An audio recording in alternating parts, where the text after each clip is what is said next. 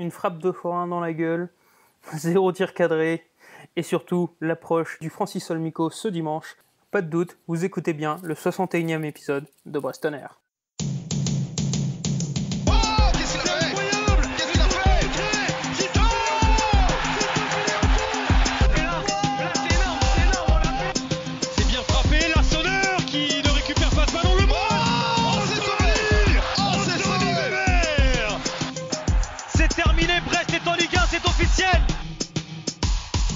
Brestois, Brestoises, on espère que votre jeudi se passe mieux que votre dimanche.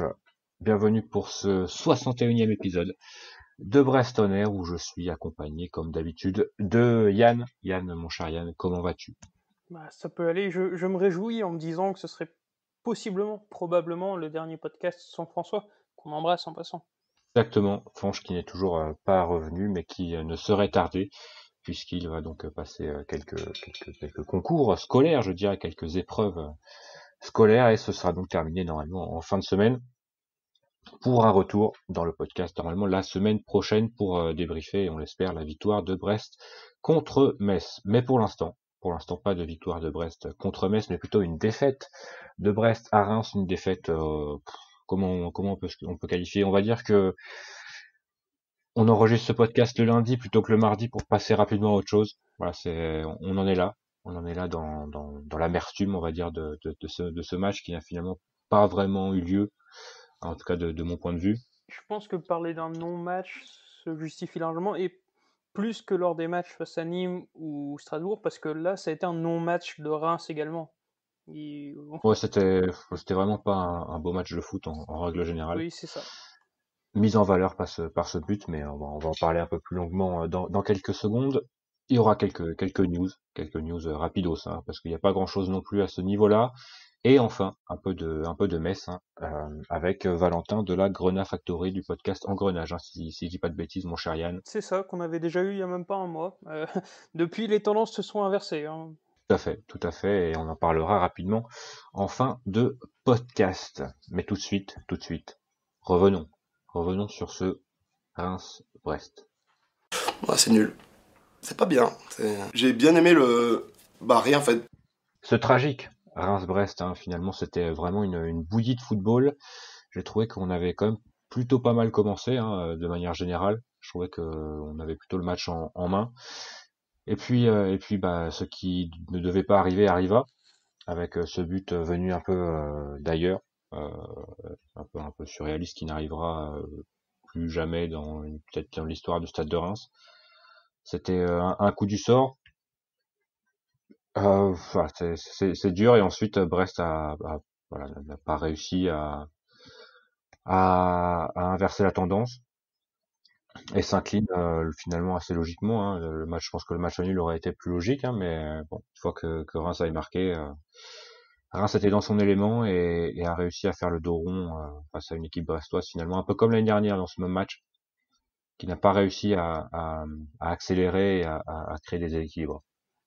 On parle du but surréaliste, évidemment on en parle sur la finition, mais toute l'action est surréaliste. Dès le début, je sais plus quel jour, je crois que c'est Chavalrin qui récupère les ballons dans le pied de l'âne avec... Chavalrin qui est c'est lui qui fait la frappe, hein, la reprise. Ah bah alors non, c'est pas Chavalrin, c'est l'autre joueur avant. Cafaro ? Oui, Cafaro qui récupère le ballon, il a 4-5 comptes favorables, c'est du début à la fin. Ouais, vraiment une bouillie. Je pense que statistiquement ça parle, hein. 2 tirs cadrés dans le match seulement, les 2 sont pour Reims.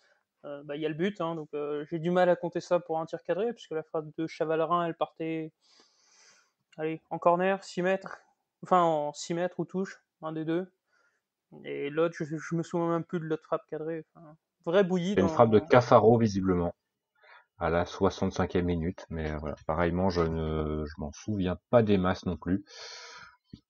Et de toute façon, moins je m'en souviens de ce match, mieux je me porte. Donc finalement, il y a quand même quelque chose de positif là-dedans. C'est peut-être le pire match possible dans le sens où t'as rien à en tirer. Mais t'as même pas d'enseignement, c'est compliqué. Ça, parce que pour le coup, je pense que c'est l'un des seuls, peut-être le premier match de la saison où Brest perd, peut-être plus à cause de ses individualités qui ont été défaillantes, oui, plutôt qu'un collectif. Pour le coup, je pense que voilà, quand on fait face à un tel bloc qui est tellement fort à faire ce qu'il fait, je pense que la différence doit venir des individualités plutôt que du collectif. En tout cas, quand le collectif ne marche pas, il faut que voilà, il faut que ça vienne des individualités. Alors on n'en a pas non plus des tonnes et des tonnes, mais pour le coup, Romain Fèvre a peut-être fait son moins bon match de l'année. Il n'a pas été foncièrement mauvais, hein, mais c'est vrai que voilà, on est tellement habitué à un tel standard maintenant avec Romain Fèvre qu'on est déçu quand il y a que quelques passes intéressantes et quelques percées, un seul carton de fesses là qu'il a obtenu sur cette justement sur une percée plein axe et des joueurs comme par exemple Romain Perrault qui n'a pas Oui, été à son niveau habituel. je pensais effectivement à Romain Perrault qui, enfin, son pire match depuis très longtemps sur le plan offensif et même défensivement. C'est assez rare. Et justement, tu évoquais la question du collectif. C'est pour ça que c'est dur de tirer des enseignements, puisque même si Olivier Dalglio avait tenté autre chose, les individualités étaient tellement en dessous que collectivement c'était impossible d'exister. C'est-à-dire que individualités n'ont pas été bonnes, le collectif ne pouvait pas être bon. C'est ça qui est dommage. Là, on en reviendra là-dessus. Dalloglio a tenté quelque chose, mais on peut même pas savoir si ça a marché ou non, en fait. C'est très frustrant. Et je l'ai déjà dit, mais j'ai trouvé que la première demi-heure était plutôt intéressante. Euh, mais en fait, on sentait, et même moi, à un moment donné, je me suis dit, tiens, on maîtrise le match, on va perdre 1-0, parce que tu sentais que Il n'y avait pas celui, l'accélérateur. l'équipe qui allait ouvrir le score, je pense, allait gagner. Mm. Comme un peu, alors c'était un peu particulier, mais finalement les deux buts qu'on prend contre Reims cette saison, c'est un corner direct et cette tête parce qu'il est au bon endroit au bon moment. Donc voilà, il fallait ouvrir le score ou ne pas prendre de but. Et malheureusement, il y a eu ce coup de billard un peu surréaliste et voilà, à l'image du match, vraiment un match tout à fait brouillon des deux équipes d'ailleurs. Il n'y a pas que Brest, mais malheureusement Reims a eu la chance de marquer. Peut-être, est-ce que tu as des éléments positifs à sortir de ce match? Peut-être quelques individus? Bah non, mais encore une fois, j'ai trouvé la défense plutôt cohérente. Hein, finalement, on n'a pas été beaucoup mis en danger. Il y a eu une frappe sur un centre de Dia en première période Mm. où ça passe pas très loin, mais voilà, je dirais la seule occasion très franche de Et, Reims sur le match. et sur cette action-là, il me semble, hein, je suis même sûr que RL couvrait de toute façon par un tacle. Donc, de toute façon, c'était improbable qu'il y ait but, même si la frappe était cadrée. Là, tu as bien l'image en tête. Et ouais, c'est ça. De manière générale, j'ai trouvé la défense plutôt bonne hein, sur ce qu'elle a eu besoin de faire. Elle a fait plutôt bien. Mm. Pas eu de très grosses occasions. On n'a pas les expected goals encore, mais je pense que ça doit être assez infâme des deux côtés d'ailleurs. Et je dirais aussi Aris Belkebla que j'ai bien aimé. J'ai bien aimé son activité au milieu de terrain, comme d'habitude hein, finalement, avec son brassard orange de la DDE évidemment. Mm. De mon côté, je l'ai pas trouvé très bon, mais malheureusement, enfin, c'est un peu le souci quand t'es récupérateur comme lui, c'est que t'auras beau récupérer le ballon, s'il n'y a pas de mouvement devant toi, si t'as personne à qui la donner, etc., c'est difficile de faire un bon match, tout simplement. Voilà, je trouve qu'il a pas été très Enfin, c'est bon pas son point fort non plus de. de Il mener. récupère les ballons, mais ensuite, généralement, il les donne assez rapidement à Voilà, des joueurs un peu plus techniques que lui. c'est ça. Pour le coup, là, il avait, alors je sais pas s'il avait pas les solutions, mais il y avait tellement peu de lignes de passe finalement pour trouver ces joueurs un peu plus techniques Mm, que c'était compliqué évidemment d'avancer même sur le terrain, que ce c'est soit ça. individuellement ou collectivement. Il n'y a pas eu d'enchaînement, il n'y a pas eu de redoublement de passes, il n'y a pas eu de tentatives individuelles même. Puis même très peu de mouvement. Je sais pas si tu as vu la stat à la mi-temps, on avait couru 3 kilomètres de moins que Reims sur À une. un moment donné, c'était 100 à 94. C'est énorme. Et pourtant, Reims n'a pas couru énormément. Voilà, il y a eu un manque de mouvement. Euh, je sais pas trop l'expliquer. Après, voilà, moi, le gros point positif que je ressors de ce match, c'est effectivement Christophe Herrel. Je trouve que dans un match pas facile, il s'est rassuré. C'est un peu con parce que il sera suspendu malheureusement pour le match face à Metz, donc ça n'aide pas. Et peut-être Pierre Gabriel qui a fait du Pierre Gabriel, quoi. En dépit de ce qu'il avait en face de lui, à côté de lui, toujours les mêmes standards, voilà. C'est à mon sens les deux seules satisfactions de ce match. Même Brendan Chardonnay, qui n'a pas été mauvais, a été un peu en dessous de ses standards habituels, mais c'est peut-être parce que les standards habituels sont vraiment très hauts, je sais pas. Mais Moi, je le trouve aussi plutôt bon, hein, individuellement. Je trouve en début de match, notamment, il fait un très beau tacle défensif sur sur une frappe, je sais plus de qui exactement. Doumbia. Mais ouais, il est bien présent sur un tacle défensif où vraiment la situation est plutôt tout à fait dangereuse, hein. Et ouais, voilà. Mais généralement, c'est plutôt la défense qui a apporté satisfaction, mis à part peut-être Romain Perrault, hein, qui a été en dessous de ses standards habituels lui aussi, mais néanmoins meilleur que ce qu'on le voyait faire l'année dernière. Donc il n'y a pas non plus dramatisation à faire. Non, non, et voilà, je dirais qu'offensivement, ça a pêché, et tant plus peut-être individuellement que collectivement, parce que il y a vraiment, et en fait, il y a même pas eu un embryon de quoi que ce soit, quoi. Il n'y a pas eu la dernière passe à faire, puisque l'avant-dernière passe n'arrivait pas. Mm. Donc voilà, c'est un match à peut-être pas oublier, parce que c'est toujours important. Voilà, je vais faire un poncif, mais c'est toujours important d'apprendre de ses erreurs. Mais voilà, c'est encore un match à l'extérieur qui est pas abouti, on va dire. Moi, je voulais juste avoir peut-être ton avis, parce que c'est quelque chose de récurrent dans le monde du football avec une culture de l'instant.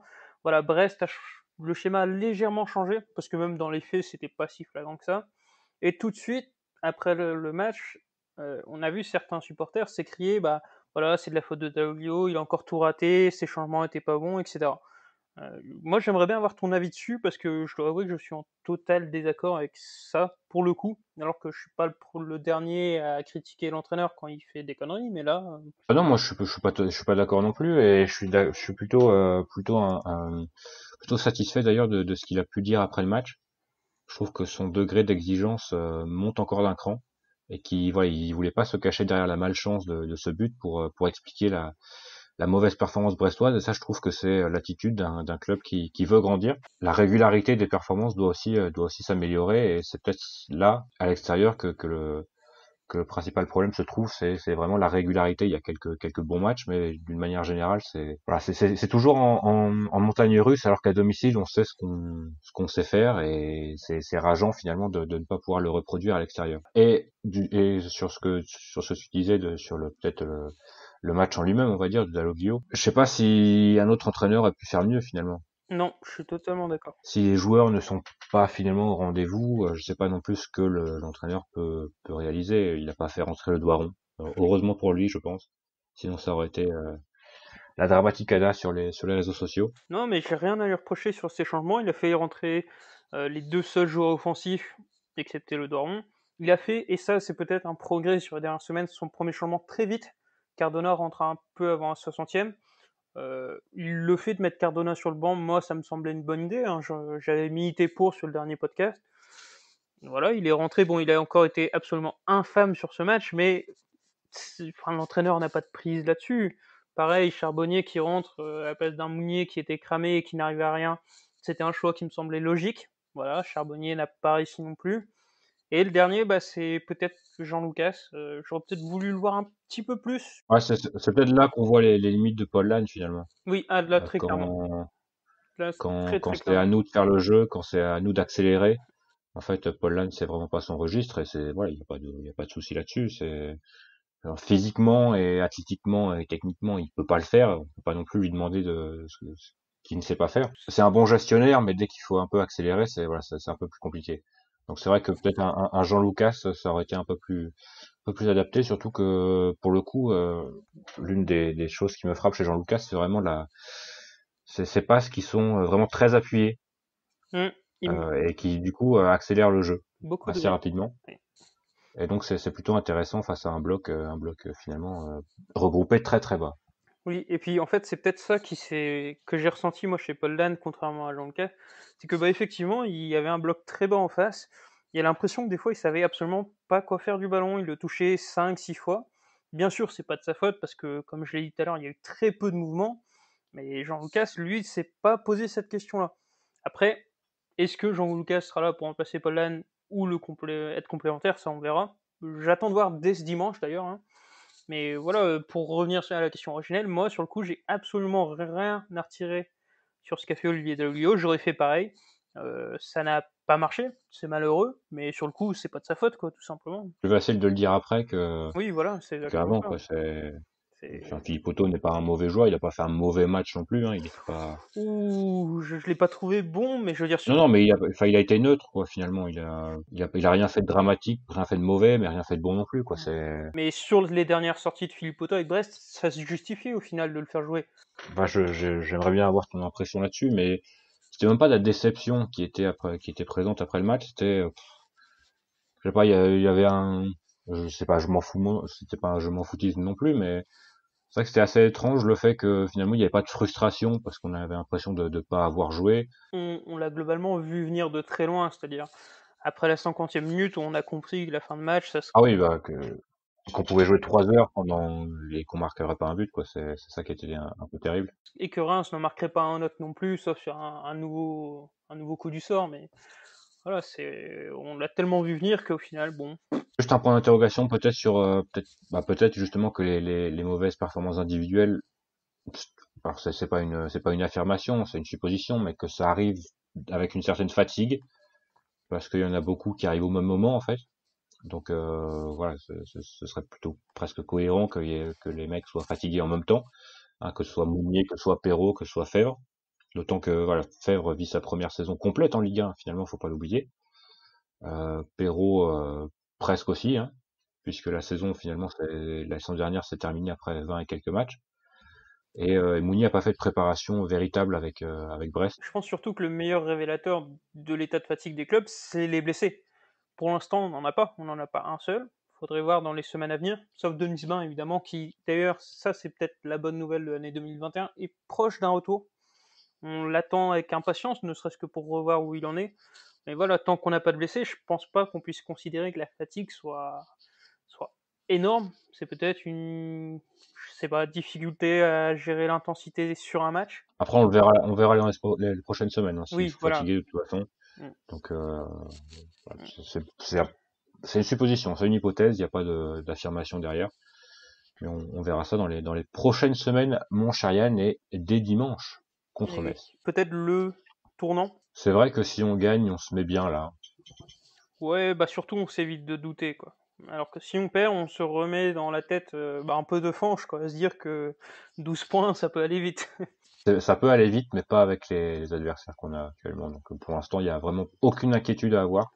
En tout cas, c'est mon point de vue. On verra dans les prochaines semaines ce que l'avenir nous réserve. Est-ce que tu as peut-être quelque chose à rajouter? Absolument pas. Dis non. Dis non. Ouais, voilà, Non. Merci Yann. Et nous, on va passer aux news. Hein. Ah, les supporters là, c'est quoi les news ce soir? Alors les news, il n'y a pas grand-chose non plus. Non. Il n'y a pas grand-chose non plus. Toujours pas de jeunes, toujours pas de féminines. Il y a peut-être un peu de Larousse. Oui. Peut-être un peu de Larousse avec notre gagnant qui a été contacté. Notre cher gagnant Comar, hein, si je dis pas de bêtises. C'est ça. Et donc Larousse avec une magnifique progression de ma part sur le classement national avec une place de gagné ce week-end. Ah ouais, et ça, non, moi c'était dégueulasse ce week-end. Oh la vache. Bah écoute. Je crois que j'ai fait 4 points. C'est toujours James là, qui remporte, qui mène plutôt la danse avec Slicer 29 derrière lui et JR 29 qui remonte sur le podium à la place de Gabouche qui perd sa place. Aïe aïe aïe. Derrière Jimstar et Slicer, ça continue de s'échanger les places sur le podium. On vibre plus sur la Rousse que devant le Stade Brestois actuellement. Donc n'oubliez pas évidemment de parier, de continuer à parier, à pronostiquer sur la Rousse, et on remercie encore une fois parce que si le gagnant a été contacté, c'est qu'il avait quelque chose à gagner et il va remporter un magnifique coffret de très belle. On remercie encore Jean Sim pour de sponsoriser ce magnifique concours de pronostics. Combien tu es au classement, mon cher Yann, sur le groupe Brestonner? 42e. C'est pas beau, hein. En même temps, 4 points sur la journée, c'est compliqué. C'est mieux que moi, qui suis à une très très solide 138e place. Évidemment. Bon, c'est solide. Solide sur les appuis. Des anciens Brestois, ont-ils brillé? Globalement, non. Si tu veux, je peux te parler du penalty d'Alexandre Mendy avec Caen lors de la défaite de Caen face à Rodez. Donc ça, c'est bien pour Rodez, hein, qui revient un peu au-dessus. Donc bravo Valentin Henry, même si je crois que... Rodez qui sera notre adversaire en Coupe de France. Oui, le 10 février, il me semble, à 17h. Ça sera théoriquement sur Eurosport 2. Mais globalement, pas grand-chose à retenir de cette semaine. On va peut-être faire un zoom sur celui qui était des nôtres en début de saison, c'est Ibrahima Diallo, qui a impressionné une nouvelle fois du côté de Southampton. Il a profité de la blessure d'Oriol Romeu pour être titulaire avec Southampton face à Arsenal en FA Cup. Bon, Arsenal, certes, n'est pas en forme en ce moment, mais ça reste Arsenal. En termes d'image médiatique, les gens qui l'ont vu briller face à Liverpool l'ont vu briller face à Arsenal. Et forcément, en Angleterre, on commence à se dire, mais c'est qui ce Diallo? D'où est-ce qu'il sort? Et à tel point que la question se pose du côté de Southampton, elle est notamment posée par l'excellent site The Athletic. Qu'est-ce que doit faire l'entraîneur Southampton dans les semaines à venir? Remettre Oriol Romeu, qui est un peu la pierre angulaire de cette équipe, ou mettre Ibrahima Diallo, voire même essayer de tout bouleverser pour pouvoir les faire jouer dans un nouveau milieu ensemble. Donc c'est un plaisir de voir qu'un ancien Brestois éclate autant l'écran en Angleterre. C'est toujours un plaisir quand on pense qu'on a un bonus dessus, évidemment. Et oui. Un bonus à la revente et plutôt au bénéfice après la revente. Supposons qu'on ait ne serait-ce que 20%. Sur un transfert à 30 millions, on toucherait donc 3 millions supplémentaires. Après, on n'y est pas encore. Hein. Il a joué au final très peu de matchs pour l'instant avec Southampton, mais commence à les enchaîner. Donc, on se souvient comment ça avait démarré avec Brest en Ligue 2. C'est quand il avait enchaîné après la 19e journée que là, on s'était rendu compte qu'il y avait un petit truc. Finalement, à l'allure où ça va, et étant donné le contexte anglais, je pense Oui. que s'il part, ce sera beaucoup plus que 30 millions. Oui. Donc, surtout que Southampton a cette réputation d'avoir des... Ah oui, Ricky Lambert, 40 millions. Oui, c'est ça, et puis même de sortir beaucoup de très bons joueurs. On pense à Sadio Mané, évidemment. Ah même, on peut parler de Gareth Bale, Theo Walcott. Oui, Gareth Bale, Theo Walcott, voilà, il y a une certaine Là, il image. y a Bednarek qui va sortir aussi de Southampton parce qu'il est très bon. Généralement, plutôt un club formateur qui arrive à très bien vendre ses joueurs. Oui. Donc, encore que de bonnes nouvelles. Que de bonnes nouvelles. Mais a priori, voilà, c'est le seul Brestois que j'ai retenu qui a vraiment brillé sur ce week-end. J'avais quelque chose à rajouter, j'ai oublié. Ce n'est pas grave. Ce n'est pas grave. Continuons avec les news qui s'arrêtent là. Et oui, déjà. Vivement que le foot amateur reprenne quand même. Hein. C'est vrai. Quelques anciens Brestois à Milizac, qui s'entraînent à 6h du matin. Oui. Notamment Cédric Fabien qui est passé sur un reportage France 3. Et Cédric Fabien qui disait que, évidemment, en tant que boulanger, se lever à 6h, c'était presque une grasse matinée pour lui. Cédric Fabien qui ne perd pas son sens de l'humour, évidemment, le buteur légendaire de ce match contre Châteauroux. Châteauroux, lointain souvenir. Lointain souvenir. Ça sent la Ligue 2, Châteauroux, et Brest qui est en Ligue 1, évidemment. Et Brest qui va affronter Metz.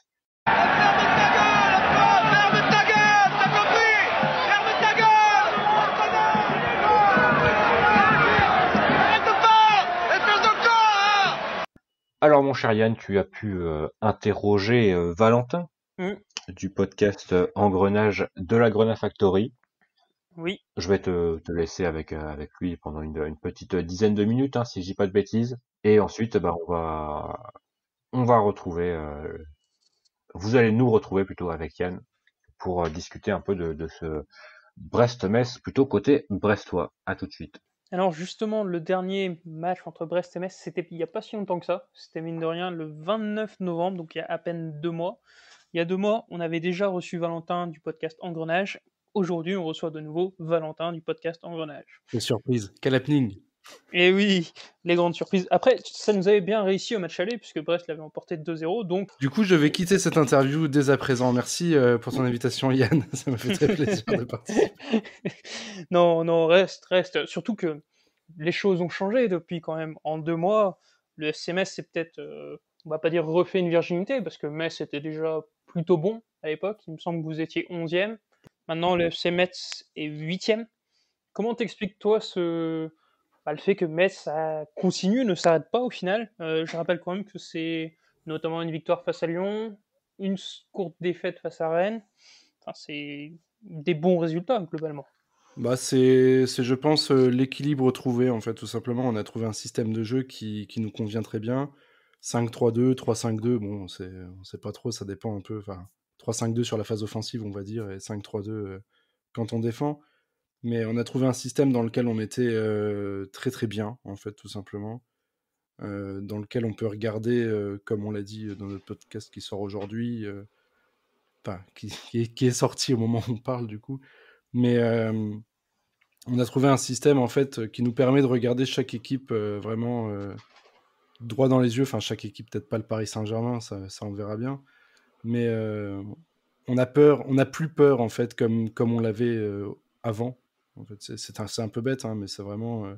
Je pense qu'il y a eu un déclic, il y a une prise de confiance en fait dans ce système qui marche bien, qui nous a donné des résultats contre des clubs qui étaient mieux classés que nous au moment où on les affrontait. Je pense notamment à Montpellier, je pense à Lens, par exemple, qu'on avait battu. On était très très contents d'avoir Ah, battu Lens, hein, quel bien plaisir ça. évidemment. Toujours un plaisir.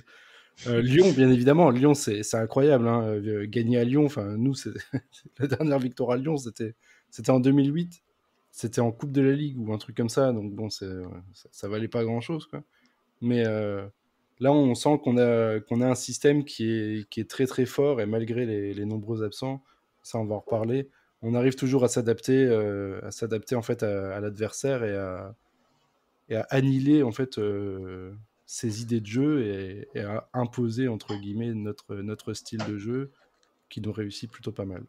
Et justement, ce style de jeu, c'est quoi? C'est quelque chose de plus offensif que la dernière fois, basé sur la possession, ou on est plus sur quelque chose, sur les fondamentaux, tout simplement, Non, solidité c'est défensive? vraiment pas basé sur la possession du tout. Hein.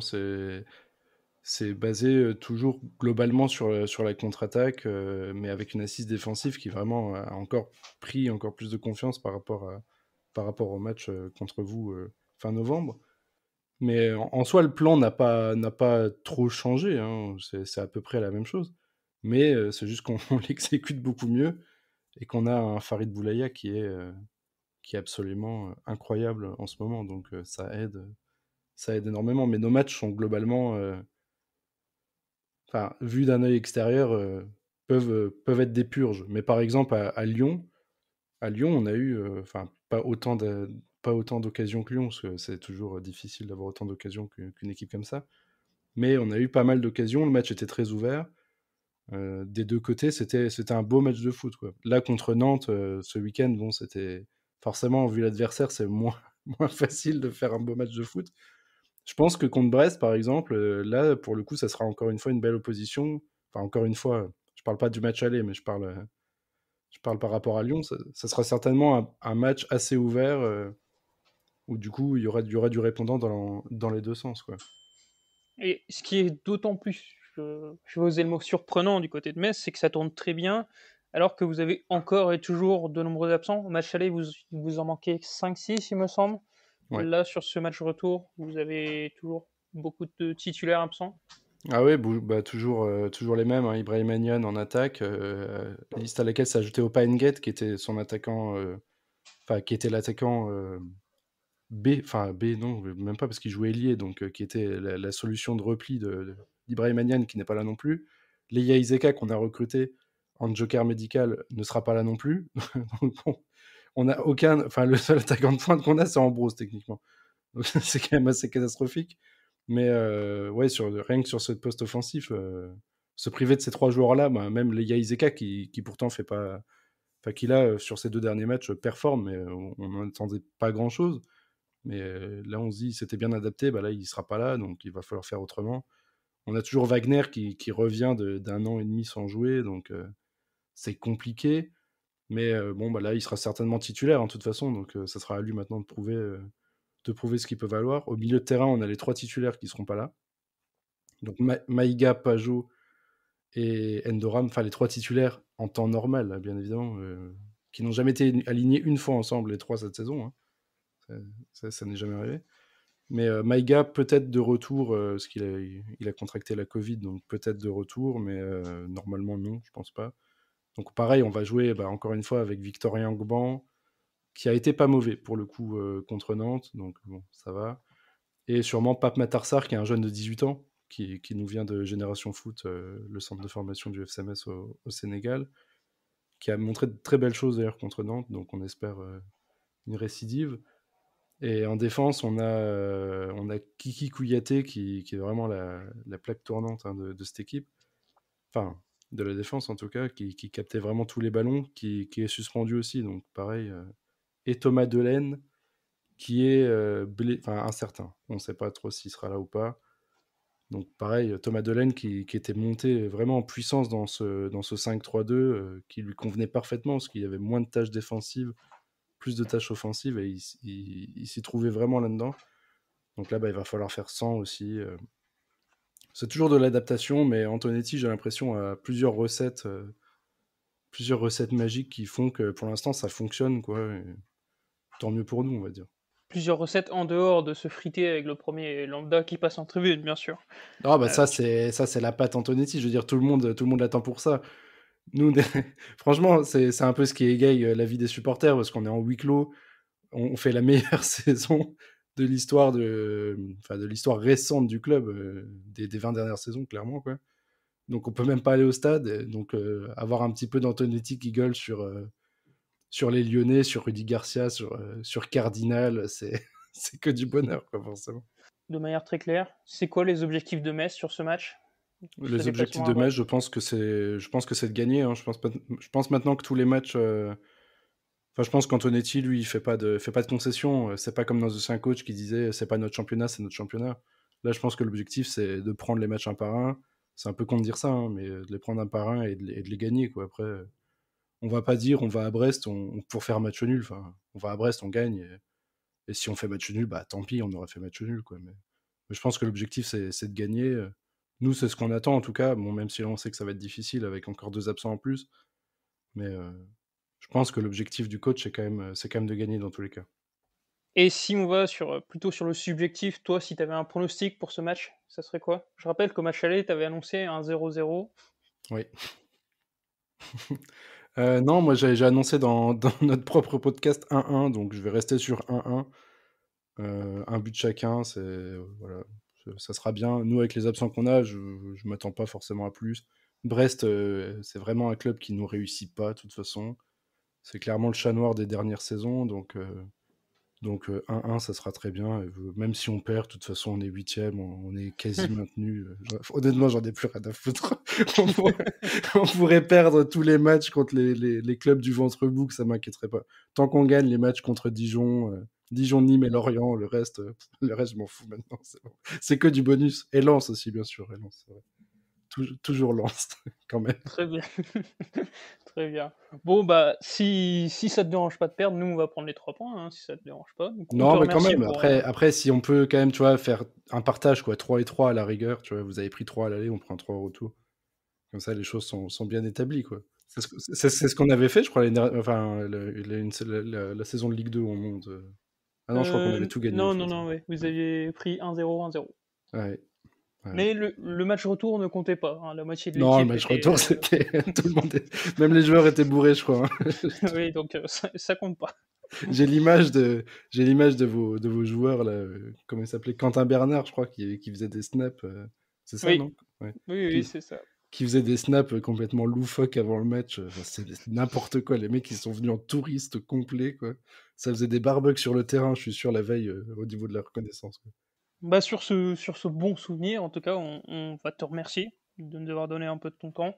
On te souhaite un bon match, et puis bah, on espère pouvoir se dire à l'année prochaine. J'ai assez peu de doutes dessus, mais oui, je pense que ça devrait aller, à part si on est promu en Super Ligue européenne, sait-on jamais, sur un coup de magie, pourquoi pas, mais oui, je pense qu'on se retrouvera en Ligue 1 l'année prochaine, et je l'espère en tout cas, pour pouvoir faire enfin un déplacement à Francis Leblay, ça serait plutôt sympa. Eh bien, merci. Merci à toi, mon cher Yann, et merci à Valentin, évidemment. Toujours intéressant d'avoir le point de vue des supporters adverses à chaque opposition. Et généralement, c'est plutôt quelque chose que vous appréciez également. Donc, c'est plutôt tout à fait positif. Côté brestois, Christophe Herel sera absent, suspendu, et comme nous l'a dit Valentin, il y aura 2 absents également côté messin, avec supplémentaires évidemment, puisque de suspendus, on va dire, avec donc Aaron Leia Izeka, oui, qui a été buteur, d'ailleurs, si je dis pas de bêtises, contre Nantes. C'est improbable. C'est vrai que c'est fou. C'est fou. Et qui est l'autre j'avais l'onglet ouvert, et évidemment, je l'ai perdu. C'est fabuleux. Et Kiki Kouyaté. Tout à fait. qui est un défenseur central, hein, si je dis pas de C'est bêtises, ça. ou un 6, C'est défenseur central. à côté de Bronze, Ils sont... Dylan Bronze. C'est justement la grande nouveauté avec Metz. La dernière fois qu'on les a joués, c'était une victoire assez confortable chez eux, 2-0. Metz était, il me semble, en 4-3-3 ou 4-4-2, peu importe. La grande nouveauté, c'est que maintenant, Metz joue en 3-5-2. Et ça leur donne une assise beaucoup plus solide, c'est ce que nous a dit Valentin. Et ça me fait un peu peur quand je vois la difficulté qu'on a eu à bousculer. En fait, on l'a pas fait. Hein. Une équipe comme Reims qui, effectivement, elle, était solide. Je me demande si on arrivera à le faire face à une autre équipe qui est encore une fois très solide, mais sur les 5 derniers matchs, ils ont pris 3 buts. Alors qu'ils ont quand même joué Rennes, Bordeaux, Lyon. On se retrouve avec une grosse défense en face de nous. Est-ce qu'on aura les moyens de les mettre en danger? Je sais pas. Le point positif, c'est que comme tu l'as dit, Leia Isaka est suspendu. Donc potentiellement, son remplaçant, c'est Thierry Ambrose. Et ça pique, quoi. Pas top. Et Metz qui est en grande forme, hein. Grande Oui. condition côté messin, avec une seule défaite sur les 8 derniers matchs. C'était à Rennes, donc rien d'affamant côté messin, et des victoires plutôt convaincantes, hein, même contre Lyon, alors même ouais, il y a quelques grosses occasions lyonnaises, mais d'une manière générale, c'était quand même assez convaincant ce match contre Lyon, avec beaucoup de grosses occasions, et notamment un Farid Boulaya tout feu tout flamme. D'ailleurs, ce sera peut-être l'homme à surveiller. Oh oui. À côté messin, puisque voilà, c'est peut-être l'un des meilleurs joueurs de Ligue 1 actuellement, un peu à la manière de Romain Fèvre. Quand Farid Boulaya va, tout va côté messin, et il n'avait pas été contre Brest à l'aller, donc ça va peut-être jouer sur le résultat final. Et une solide victoire, hein, contre un Nantes, comment Domenech. ouais, très très brouillon, mais néanmoins faut quand même gagner 2-0. Hein, Oui. faut les mettre les 2 buts face à un adversaire qui met le bus, et ils n'ont concédé absolument aucune occasion également. Donc méfiance, grosse méfiance, parce que Metz est en grande condition. Metz qui, alors, si je calcule bien, la dernière fois qu'ils ont eu la majorité de la possession du ballon, c'était le 18 octobre. C'était contre Angers. Depuis, on était sur du 42, du 32, 44, du 38, du 37, du 44 encore une fois. Donc, il est plutôt logique et intelligent de dire que Brest aura le ballon face à cette équipe messine, et que donc il y aura des dangers sur les contre-attaques, notamment d'autant que voilà, ce nouveau système en 3-5-2 avec des pistons qui sont finalement faits pour ça, hein. Les Delaine et les Udol, 111 évidemment de l'autre bord. C'est oui, vraiment parce que Delaine devrait être toujours blessé a priori. 8 blessés quand même, hein, côté de Metz, c'est énorme. Hein. c'est énorme, mais ça continue de gagner. Donc c'est Oui, ça qui est c'est ça qui est... assez fou, avec plutôt un nouveau système que Frédéric Antonetti a plutôt bien trouvé. Et tu parlais à l'aller d'un Ukidja qui était excellent cette saison. Ça n'avait pas été le cas au match aller. Pourvu que ça se reproduise. Oui, et justement, tu évoquais le fait qu'on ait le ballon. Du coup, c'est un peu le même débat que la semaine dernière. On l'a lu. Qu'est-ce qu'on fait techniquement? Est-ce qu'on reprend le 4-4-2 qui n'a pas besoin du ballon pour être efficace? Ou est-ce qu'on fait ce qu'Olivier Daglio a visiblement voulu faire ce week-end? Ça s'est vu sur le début de match, c'est-à-dire on remet Romain Fèvre dans l'axe et on essaye de poser le pied sur le ballon. Alors déjà, première bonne nouvelle, hein, puisque si on a le ballon et que Christophe Ferrel est suspendu, ça veut dire que Jean-Kévin Duverne sera dans son élément. C'est vrai. Donc on aura un premier relanceur plutôt intéressant. Malgré cela, c'est vrai que défensivement, du côté des transitions, c'est là que Jean-Kévin Duverne peut faire peur. Pêche. Donc c'est sûrement un couteau à deux lames, hein. Ça va être intéressant en tout cas de le voir, parce que voilà, il a perdu sa place, donc c'est le moment pour lui de faire les performances nécessaires pour le récupérer s'il veut le faire. Et justement les suspensions comme ça ou les blessures, c'est l'occasion idéale pour quelqu'un qui a été mis de côté sur le banc de retrouver sa place de titulaire, ou de montrer en tout cas qu'il a le niveau pour la récupérer. D'autant que tu en parlais, Denis Bain est sur le chemin du retour. C'est un constat qui peut peut-être également s'imposer à Erwin Cardona. C'est à voir, hein, mais je pense que la performance de Romain Philippotto ce week-end ne légitimerait pas une nouvelle titularisation. Donc pourquoi pas Cardona titulaire dans l'axe. Après, comme je l'ai dit, il a fait une rentrée absolument infâme, donc c'est un peu dur de voir ce qu'on va faire, mais voilà, c'est un peu la surprise. Ça faisait quelques semaines où on savait ce que le Stade Brestois allait mettre, globalement ce que le Stade Brestois allait proposer. C'est pas le cas là ce week-end. Moi, je me demande quelle composition on aura, qu'est-ce qu'on aura. Est-ce qu'on aura enfin Jean-Lucas au moins une demi-heure, puisque au final il n'aura joué que 2 fois un quart d'heure. Je m'interroge. Je pense que Jean-Lucas peut faire énormément de bien sur la demi-heure qu'on a vue, hein, comme tu l'as dit.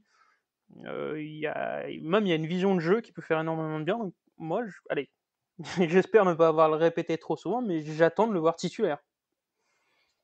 Encore une fois, si on a le ballon, c'est vrai que si on fait face à un groupe, encore une fois, regroupé dans sa moitié de terrain, c'est sûr que accélérer le jeu, ce sera pas de trop.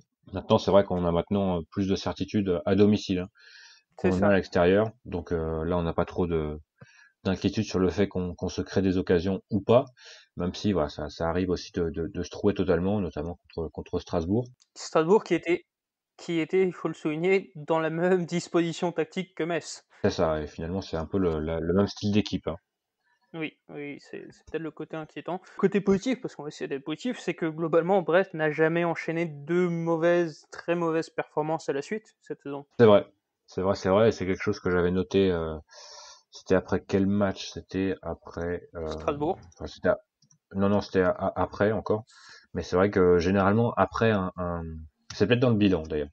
Après un mauvais match, généralement la performance est plutôt intéressante. Après généralement c'est vrai que les mauvais matchs se passent à l'extérieur, donc logiquement le match suivant se passe à domicile, et à domicile on est plutôt bon. Donc c'est vrai que c'est pas non plus une observation excessivement compliquée à trouver. Après, voilà, si on replace aussi de manière plus pragmatique, sur le plan comptable, ce match-là, moi je le qualifie de tournant dans le sens où si on le gagne pas, quoi qu'il arrive, on sait qu'on ne fera pas top 10, à mon sens. Si on le gagne, on peut encore espérer un top 10, mais surtout si on le gagne pas, bah, ça ferait quand même une série de 4 défaites consécutives. Globalement, depuis le match nul à Lyon, on fait des belles perfs, mais on prend pas les points. Je pense comme toi je veux pas dire qu'on est déjà maintenu, mais quasiment. Mais ça serait bien de pas jouer au con, de pas se faire peur. Et on l'a dit en début de saison, on le répète depuis quasiment à chaque épisode, l'objectif, c'est de faire mieux que la saison passée. Si on ne gagne pas ce match-là, on se retrouverait potentiellement 15, voire 15e. Ça serait en dessous des objectifs. Ouais, pour l'instant, une série de 3 défaites consécutives avec Rennes et avec Paris dans le lot, c'est pas dramatique. Non. C'est vrai que si on passe à 4 défaites consécutives avec Metz et avec Reims, là c'est vrai que c'est un peu plus, c'est un peu moins beau sur le tableau de bord. C'est ça.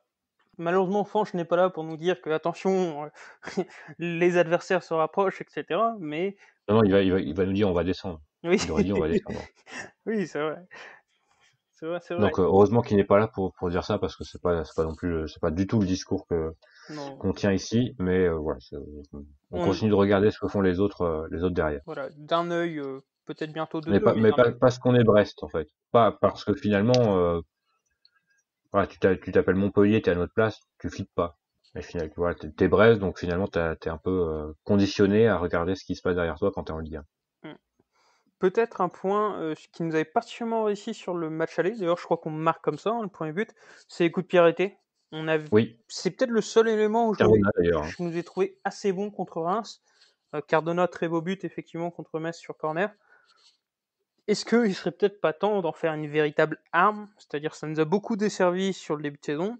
Là franchement, réussir à prendre quasiment les 3/4 des ballons de la tête sur les coups francs dans la surface de Reims, bon, c'était maladroit la plupart du temps, mais on a réussi à les prendre. Donc il y a un moment, c'est bien de gagner par le jeu, mais si on peut gagner sur un vieux corner, sur un coup franc, bah, on a les capacités pour, je pense. J'ai vu aussi pas mal de commentaires qui disaient que bien joué, c'était bien, mais qu'il fallait surtout marquer des buts. Les deux vont. Il y avait généralement l'année dernière, même contre des adversaires de notre taille, on était on n'était pas très très bon, mais le taf était fait. Donc pourquoi pas reprendre ses bonnes habitudes contre des équipes, voilà, de notre rang, de notre championnat.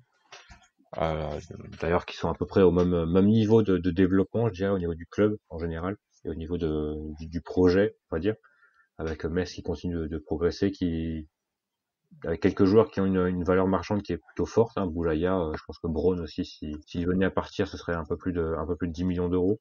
Oui, le Rock, Des 111, des joueurs comme ça. Donc voilà, ça va être peut-être un match, je sais pas si ce sera intéressant, mais je pense que ce sera un peu plus joueur qu'un Stade de Reims qui était vraiment. Là pour le coup, je sais pas si les supporters de Reims, bon après, je pense que ils sont habitués. ils étaient tellement dans la merde que maintenant ils s'en foutent de bien jouer et ils veulent surtout prendre des points pour se maintenir. Mais à moyen terme, je sais pas s'ils prendront beaucoup de plaisir. Je pense que par exemple, si Reims veut passer un cap, il faudra changer d'entraîneur et nous, je pense qu'on a l'entraîneur pour passer un cap. Donc, même si je divague un peu par rapport à ce match, mais je pense que en zone type, c'est pareil. Je pense que c'est peut-être un peu juste pour passer un cap. Mais dans tous les cas, il faut se dire qu'effectivement, si le match est dégueulasse, on aura quand même un affrontement de deux petits princes. Hein. Farid Boulaya, c'est beau. C'est comme Romain Fèvre, tu le disais, c'est très beau à avoir joué. C'est le danger numéro 1, je pense. Wagner qui revient bien côté de Metz, attention. Globalement, ça va très vite. Hein. C'est un Nget bis. Nget qui, lui, ne sera pas là. Mais attention à la paire Boulaya-Wagner. Je pense que c'est les deux gros dangers que je pointe côté messin. Et derrière, effectivement, tu l'as évoqué, Dylan Braun. Pour moi, ça va être les hommes forts à Metz. Je sais pas si... Et les latéraux. Les latéraux, ouais. Tentons surtout. Ouais, ça se défend. Belle qualité de passe. Et ce sera l'occasion de voir si Romain Perrault va rebondir. Oui. Après une performance plutôt inexistante contre Reims et face à un adversaire je dirais top 5 à son poste en Ligue 1. Donc ça va être intéressant de le voir évoluer. Comment le joueur clé côté brestois pour ce match pour toi? Le joueur clé de toute façon c'est toujours Romain Fèvre. Et c'est presque malheureux hein, d'être autant dépendant finalement d'un mec qui a joué 20 matchs de Ligue 1. Mais c'est vrai que on l'a vu contre Reims, hein, dès qu'il est un peu moins bien, c'est tout le jeu collectif qui en pâtit. Donc voilà, c'est Romain Fèvre, toujours Romain Fèvre. Et Jean Lucas peut-être s'il joue. Pour ne pas faire doublon, moi je vais dire Jean-Kévin Duverne pour les raisons que tu as évoquées tout à l'heure. C'est peut-être le match de la dernière chance pour lui sur cette saison. Possiblement, effectivement. Sur ce, mon cher Yann, je crois qu'il est temps de nous quitter pour cette semaine et ce podcast numéro 61. On va vous dire un bon match. En tout cas, un meilleur match que dimanche dernier. Ça devrait pas être trop difficile, mais on sait jamais. Et à la semaine prochaine pour le podcast 62 avec votre chroniqueur préféré, évidemment, qui sera normalement de retour. On vous souhaite quand même évidemment bon courage pour les jours à venir, puisqu'il risque d'être compliqué, malheureusement. Eh oui. Évidemment. Est-ce que des fois tu penses au retour au stade? Genre tu penses.